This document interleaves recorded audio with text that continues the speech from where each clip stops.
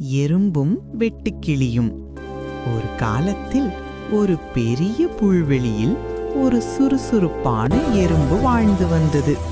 வெயில் காலம். அந்த எறும்பு நாள் முழுவதும் கடினமாக உழைத்து குளிர்காலத்திற்காக உணவை சேகரித்துக் கொண்டிருந்தது. தானியங்களையும் விதைகளையும் சேமித்து வைத்தது.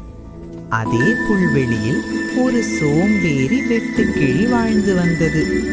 அது கோடை காலம் முழுவதும் பாடிக்கொண்டும் நடனமாடிக்கொண்டும் விளையாடிக்கொண்டும் இருந்தது.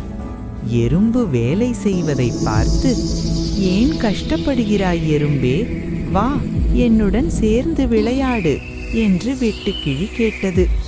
எறும்பு, "இல்லை நண்பனே, குளிர்காலம் வரப்போகிறது. அப்போது உணவு கிடைக்காது. நான் இப்போது உணவு சேகரிக்க வேண்டும்" என்று பதிலளித்தது. ஆனால் வெட்டுக்கிளி அதை கேட்காமல் சிரித்துவிட்டு பாடிக்கொண்டே இருந்தது. காலம் உருண்டோடியது. கோடை காலம் முடிந்து குளிர்காலம் வந்தது. பனியும் குளிரும் சூழ்ந்தது.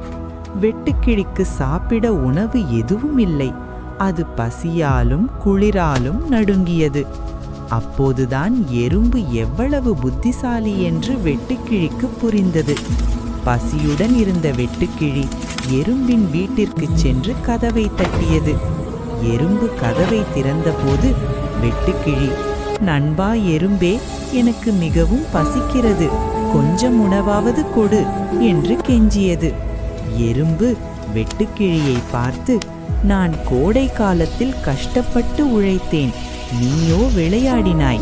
இப்போது நீ பசியோடு இருக்கிறாய்" என்று சொல்லி சிறிது உணவு கொடுத்தது.